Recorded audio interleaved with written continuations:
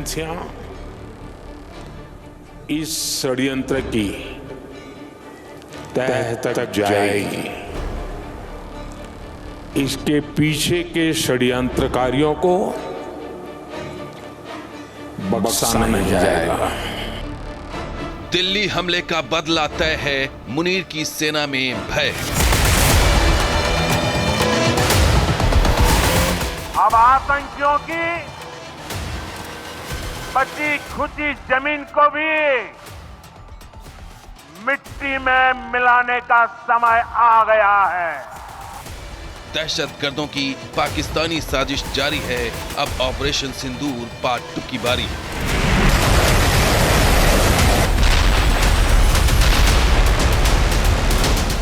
Operation सिंदूर 2.0 होगा activate, Pakistan के पाले आतंकी टारगेट। ऑपरेशन सिंदूर ने आतंक के खिलाफ लड़ाई में एक नई लकीर खींच दी है, एक नया पैमाना, न्यू नॉर्मल तय कर दिया। जब तक पाकिस्तान को तोड़ेंगे नहीं, मुनीर को पीएम मोदी छोड़ेंगे नहीं। एक कांटा चुभता है तो पूरा शरीर परेशान रहता है। हमने तय कर लिया है, उस कांटे को निकालते रहेंगे।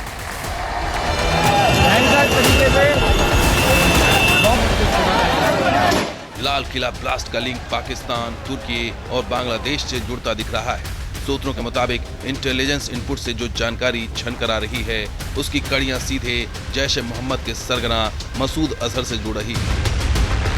सूत्रों के मुताबिक मसूद अजहर का सगा भाई दिल्ली कार ब्लास्ट का मास्टरमाइंड है। पहलगाम आतंकी हमले के जवाब में भारत ने पाकिस्तान में मौजूद आतंकियों को नेस्त नाबूद करने के लिए ऑपरेशन सिंदूर लॉन्च किया था। 23 मिनट के इस ऑपरेशन ने पाकिस्तान में मौजूद टेरर नेटवर्क की कमर तोड़ दी थी। ऑपरेशन सिंदूर अभी जारी है। फिर दोहरा रहा हूं,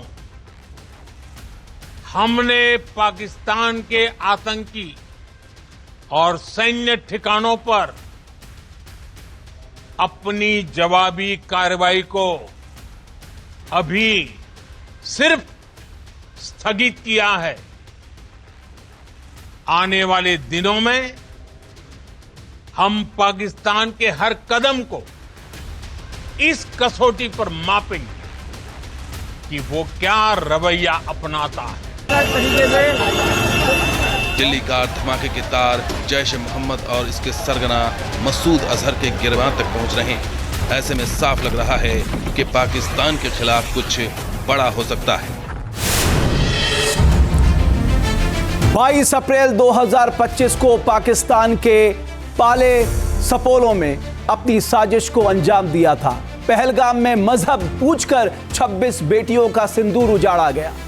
इसके जवाब में 7 मई को भारत ने ऑपरेशन सिंदूर लॉन्च किया था। पाकिस्तान को उसकी असली औकात याद दिलाई थी। 10 नवंबर को दिल्ली में कार ब्लास्ट हुआ। हमले की साजिश के तार फिर पाकिस्तान से जुड़ते दिखाई दे रहे हैं, क्योंकि धमाके की मॉडस ऑपरेंडी जैश ए मोहम्मद से जुड़ी दिखाई दे रही है। फिदाइन हमला और कार ब्लास्ट जैश के हमले का तरीका है। पहलगाम हमले के बाद भारत ने ऑपरेशन सिंदूर लॉन्च कर बदला लिया था। तब प्रधानमंत्री मोदी ने कहा था कि ऑपरेशन सिंदूर जारी है। एक बार फिर दिल्ली को दहलाने वालों के तार पाकिस्तान से जुड़ रहे हैं। धमाके के तार पाकिस्तान के करीबी देश तुर्की और बांग्लादेश तक पहुंच रहे हैं। प्रधानमंत्री मोदी ने भूटान की धरती से लाउड एंड क्लियर मैसेज दिया है कि दिल्ली धमाके के मुजरिमों को बख्शा नहीं जाएगा। मतलब तय है कि अब दुनिया के नक्शे से मिटने से पाकिस्तान को कोई नहीं बचा सकता।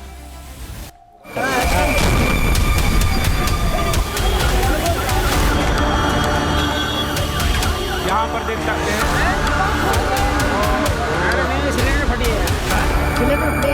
देख सकते हैं और ये हुआ यहाँ पर।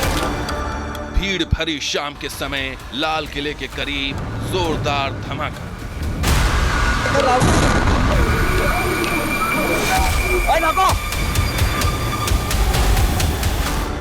तारीख थी 10 नवंबर, जगह दिल्ली में लाल किले के सामने की सड़क, वक्त शाम के 6:52।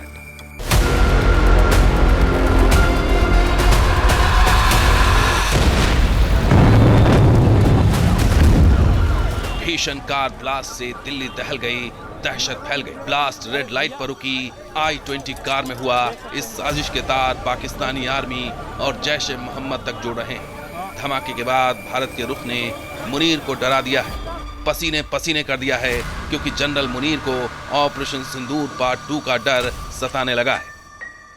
पीएम मोदी ने दिल्ली धमाके के बाद लाउड एंड क्लियर मैसेज दे दिया है। इस धमाके के पीछे के साजिशकर्ताओं को सजा देने की हुंकार भर दी है। हमारी एजेंसियां इस षड्यंत्र की तह तक जाएगी। इसके पीछे के षड्यंत्रकारियों को बख्शा नहीं जाएगा। All those responsible will be brought to justice. PM Modi की इस हुंकार से पाकिस्तान बैकफुट पर आ गया है। मुनीर को दिन में तारे दिखने लगे हैं। 7 मई 2025 को ऑपरेशन सिंदूर की चोट मुनीर, उसकी कायर आर्मी और पाकिस्तान के पाले आतंकी भूले नहीं। अरे देश की हर माता को, देश की हर बहन को और देश की हर बेटी को आज समर्पित करता हूं ऑपरेशन सिंदूर। दिल्ली ब्लास्ट का डायरेक्ट कनेक्शन पाकिस्तान और बांग्लादेश और तुर्की से जुड़ रहा है। डॉक्टर उमर और मुजम्मिल के पासपोर्ट की जांच से सामने आया है कि दोनों ने तुर्की की यात्रा की थी। सूत्रों के मुताबिक यहीं जैश के हैंडलर ने इन दोनों को भारत में आतंक फैलाने का हुक्म दिया था। सोर्स बता रहे हैं कि अगस्त से अक्टूबर के बीच पीओके में भी आतंकियों के अलग अलग गुटों की हाई लेवल मीटिंग हुई थी। इसमें जमात इस्लामी के अलावा ISI के सीनियर अफसर शामिल थे। इनकी बातचीत को भारत की खुफिया एजेंसियों ने इंटरसेप्ट किया था। इन मीटिंग में 3 बड़ी बातें सामने आई थी। भारत में एक्टिव रहे आतंकी ग्रुप को फंडिंग करके दोबारा एक्टिव करना, आतंकी कैंपों में ट्रेनिंग ले चुके पूर्व कमांडरों को फिर से काम पर लगाना, भारत में स्लीपर सेल को एक्टिव करना, फिदाइन हमले के लिए भारत के लोगों का ब्रेन वॉश करना। सूत्रों के मुताबिक पीओके में हुई मीटिंग के बाद पुराने स्लीपर सेल को एक्टिव किया गया। शक है कि फरीदाबाद की अल-फलाह मेडिकल यूनिवर्सिटी से पकड़े गए डॉक्टर मुजम्मिल और उसकी दोस्त डॉक्टर शाहीन भी पुराने नेटवर्क से जुड़े। डॉक्टर उमर और डॉक्टर आदिल भी इसी नेटवर्क से जुड़े थे। उन्हें पिछले कुछ महीनों से एक्टिव कर दिया गया था। उसके बाद से ही वो अलग अलग जगहों से विस्फोटक जमा कर रहे थे। डॉक्टर शाहीन जैश ए मोहम्मद की महिला विंग जमातुल मोमिनीन का काम संभाल रही थी। उसके पास लड़कियों का ब्रेन वॉश कर नेटवर्क में शामिल करने की जिम्मेदारी थी। इस पूरी साजिश के पीछे काम कर रहा था जनरल मुनीर का दिमाग। अब जाके मुझे नहीं लगता है कि हम टेररिस्ट बेस के ऊपर अटैक करेंगे। जो शुरुआत वहाँ पर नहीं होगी, शुरुआत कहीं भी हो सकती है और शुरुआत होगी पाकिस्तान की मिलिट्री के ऊपर, क्योंकि प्रॉब्लम जड़ जो है वो वहाँ पर है। ये पाकिस्तान की मिलिट्री अपने खुद की हिफाजत के लिए, अपने खुद की पोजीशन पाकिस्तान में रखने के लिए इस प्रकार की हरकत कर रही है और ये हमको एक्सेप्टेबल नहीं है। जांच एजेंसियों ने धमाके की जांच के दौरान बिखरी कड़ियों को जोड़ते हुए हमले के मास्टरमाइंड इमाम इरफान अहमद को पकड़ने का दावा किया है। इरफान अहमद जम्मू कश्मीर के शोपियां का रहने वाला है। वो श्रीनगर के गवर्नमेंट मेडिकल कॉलेज में पैरामेडिकल स्टाफ के तौर पर काम करता था। यहीं से उसने छात्रों के दिमाग में जिहादी जहर फैलाना शुरू किया। तरीके से लगातार जो जम्मू कश्मीर पुलिस की तरफ से छानबीन जो है वो बाज़ाब्ता तौर पर यहाँ पे हो रही है। खास करके अगर हम इरफान की बात करेंगे, ये जो शुपियां का रहने वाला है, ये एक इमाम था, मस्जिद में नमाज पढ़ा रहा था, लेकिन लोगों को जो है जो श्रीनगर हॉस्पिटल में जो है वहाँ पे जो स्टूडेंट्स हैं उनको टारगेट कर रहा था। इसी तरीके से जो है अलग जो है खुलासे यहाँ पे हो रहे हैं। शुरुआती जांच में यह धमाका अमोनियम नाइट्रेट के विस्फोट जैसा लग रहा है। सूत्रों के मुताबिक करीब 3200 किलो अमोनियम नाइट्रेट बांग्लादेश के रास्ते नेपाल और फिर भारत तक पहुंचाया गया। यह भी दावा किया जा रहा है कि किसी फर्टिलाइजर कंपनी से चोरी करके आतंकियों ने अमोनियम नाइट्रेट की पूरी खेप भारत को दहलाने के लिए भेजी थी। इस खेप में से 2900 किलो अमोनियम नाइट्रेट जब्त किया जा चुका है, लेकिन अब भी 300 किलो विस्फोटक लापता है। दिल्ली धमाके की जांच में सारे सबूत पाकिस्तान की तरफ इशारा कर रहे हैं। रक्षा विशेषज्ञों का दावा है कि यह धमाका महज बम ब्लास्ट नहीं बल्कि एक सोची समझी साजिश थी, जिसका मकसद था रिजीम चेंज करवाना, सरकार की छवि खराब करना और टाइमिंग थी दिसंबर में पुतिन का भारत का दौरा। ये जो समूचा घटनाक्रम हुआ, इसको आप कैसे देख रहे हैं? देखिए, ये मैं समझता हूँ एक बहुत बड़ी साजिश थी और ये जैश ए मोहम्मद की तरफ से चलाई गई थी।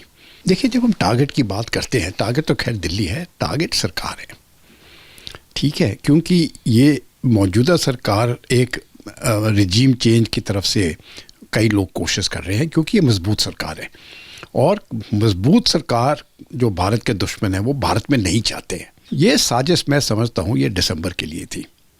और दिसंबर क्यों?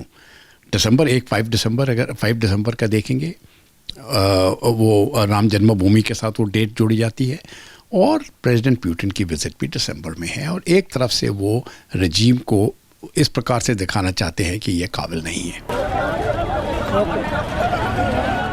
जांच एजेंसियों की अब तक की जांच पाकिस्तान की तरफ इशारा कर रही है। पाकिस्तान को पुलवामा की सजा मिल चुकी है, अब दिल्ली धमाके में इंसाफ की बारी है।